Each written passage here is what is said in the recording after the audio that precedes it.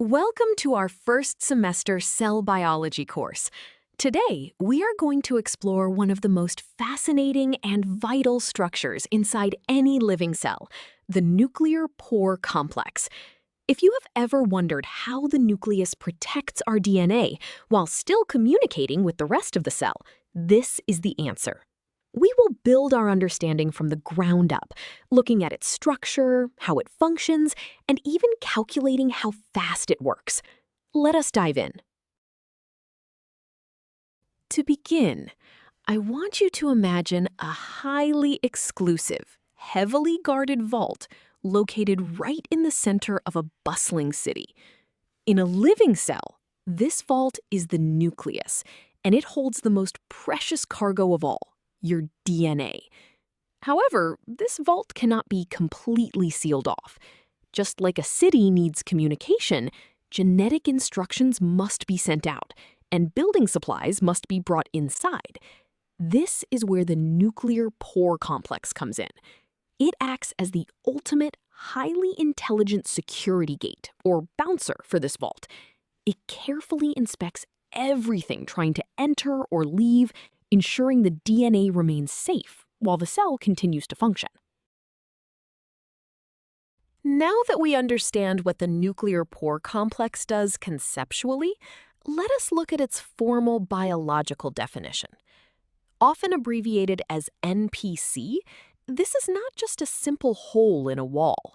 It is a massive, intricately folded protein structure that spans the entire double membrane of the nuclear envelope.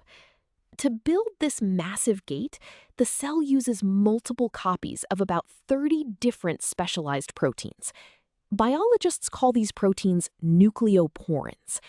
These nucleoporins are the fundamental building blocks that come together to create the architecture of the pore, ensuring it is structurally sound and capable of handling heavy cellular traffic. Building on those nucleoporins we just discussed, let us see how they are actually arranged. These proteins do not just clump together randomly. They organize themselves into a beautiful, massive octagonal ring structure. This 8-sided ring creates a central channel that acts as a direct tunnel connecting the nucleoplasm inside the nucleus to the cytoplasm outside. But this tunnel is not empty. The central channel contains a tangled web of proteins that act as a physical barrier. This web is what gives the pore its security capabilities, preventing large molecules from just drifting in and out of the nucleus uninvited. Before we move on to how molecules travel through this structure, let us visualize it with this diagram. Here, you are looking at a cross-section of the nuclear pore complex embedded right into the double-layered nuclear envelope. Notice the main octagonal nuclear ring in the center, which anchors the whole complex. Extending upwards into the cytoplasm, you can see the cytoplasmic filaments, which help catch molecules. Hanging down into the nucleus is a structure aptly named the nuclear basket. Right in the middle is that central channel we talked about, filled with the tangled web of proteins that acts as the primary security checkpoint for the cell. Now that we have a clear picture of the pore's anatomy, let us explore how things actually get through it. The nuclear pore complex operates on a two-tier system.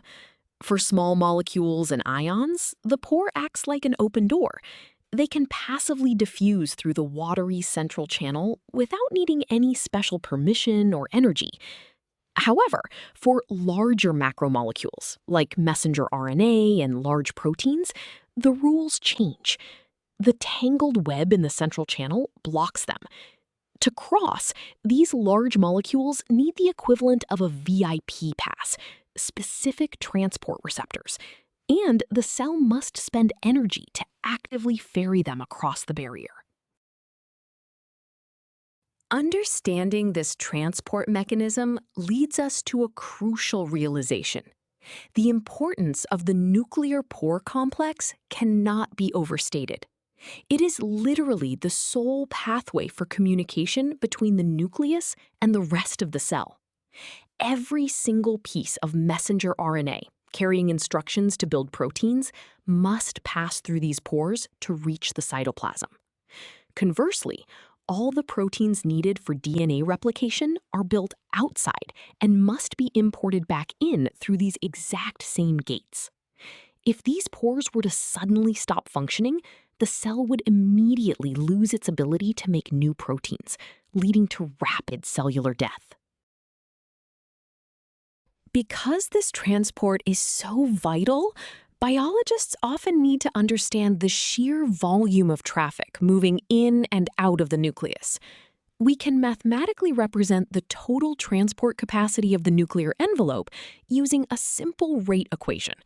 The formula is C total equals N times R max. Let us break down these symbols. C total represents the total transport capacity of the entire nucleus, measured in molecules per second. The variable N stands for the total number of nuclear pore complexes present on the nuclear envelope. Finally, R max represents the maximum transport rate of one single nuclear pore. If a cell grows and increases its number of pores, N goes up, which means the total capacity increases proportionally to sustain higher metabolic activity.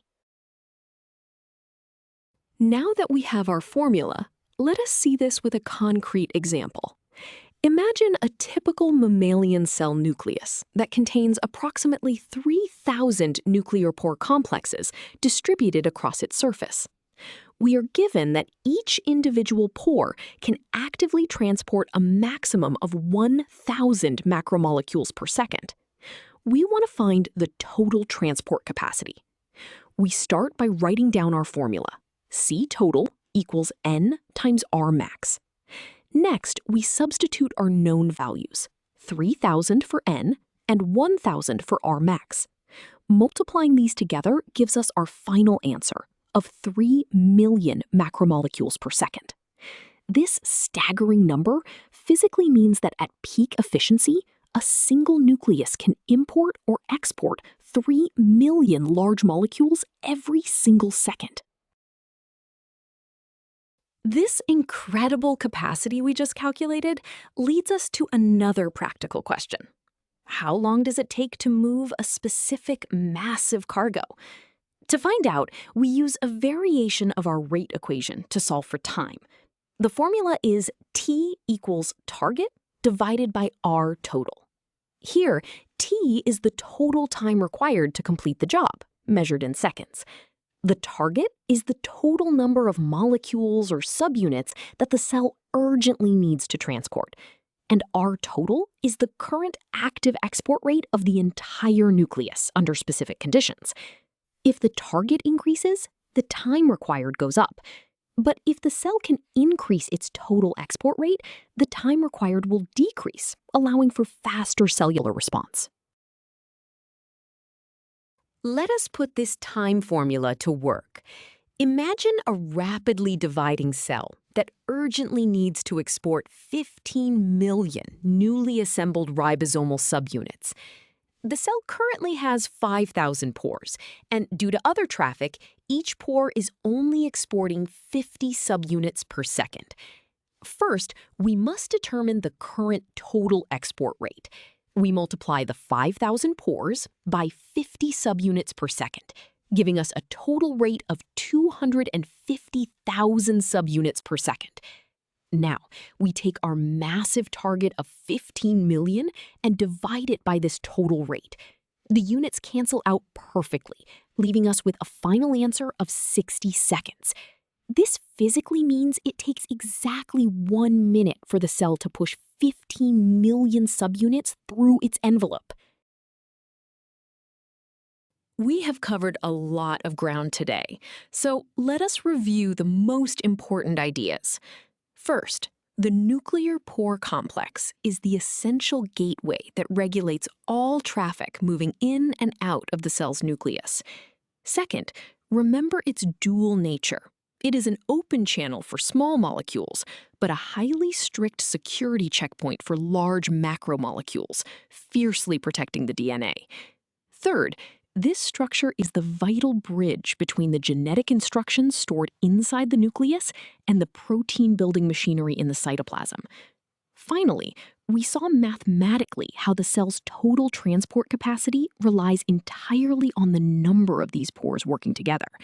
You now have a solid, foundational understanding of nuclear transport. Great job.